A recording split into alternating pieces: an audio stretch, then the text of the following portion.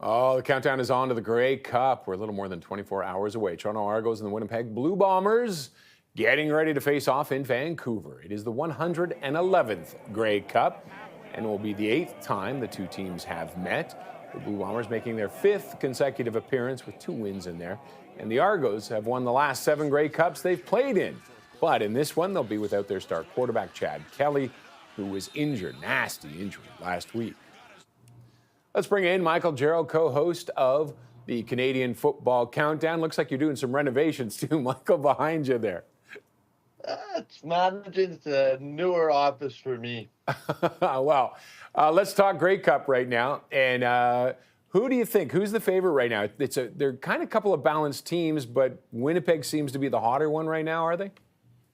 Yeah, Winnipeg. Since the second game in Toronto, the Bombers have only lost 1 game. They dropped 2 very close games to Toronto. But since then, Winnipeg has been on a bit of a roll. Toronto's been on a bit of a roll too, after not having Chad Kelly for half the season. Being the 3rd place team in the East, we're able to win 2 playoff games to get to the Grey Cup. And obviously the big kind of outlier is no Chad Kelly for the Argonauts. Yeah, they have Arbuckle, and I think he has a grand total of 6 minutes of starting time. I mean, he's got a little more than that, but he's the unknown, isn't he? He's the unknown, but he's the veteran player. His coach knows a thing or two about starting in a big game, and Ryan Dinwiddie did it for the Blue Bombers back in 2007. Ended up losing, but it's a veteran quarterback that's been around the league with a few teams actually. But I don't think it's as big of a problem as some are leading it to maybe be. Who do you think? Who has to show up for Winnipeg? Who has to show up for the Argos? Yeah, I think it's all about Brady Oliveira. He won the most outstanding Canadian, most outstanding player in the CFL. If he can finish this off with the Grey Cup, it would be one of the most ultimate seasons by a Canadian. He's also a Winnipegger, so there's a lot of pride here. And for the Argos, it's quite simply their defense. They've given Zach Collaros and the Bomber offensive line fits through 2 games, and if that can continue, defense will keep the Argos in it, and then they maybe only need 1 or 2 touchdowns, maybe 17 points might get it done here.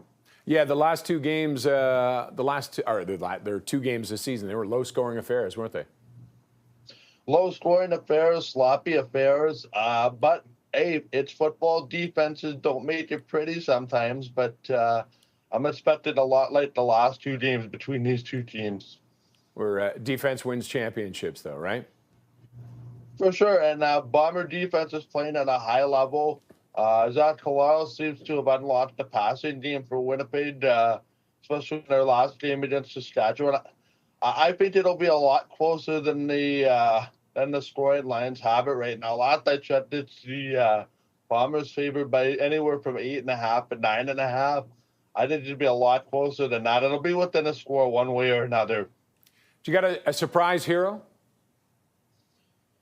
Somebody who we're not talking about. Matai Polk for the Argos has had a couple big catches as the playoffs have gone on. And somebody on that Bomber defense is going to make a big play. I'm also watching for Carrick Wheatfall. He's the younger receiver for the Blue Bombers.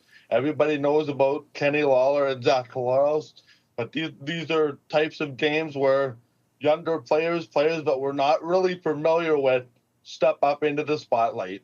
Okay. Michael, thank you very much for joining us today with your insight. We appreciate it. No problem. Michael Thanks Gerl. for having me. Cheers, man. Michael Gerl is a co-host of the Canadian Football Countdown.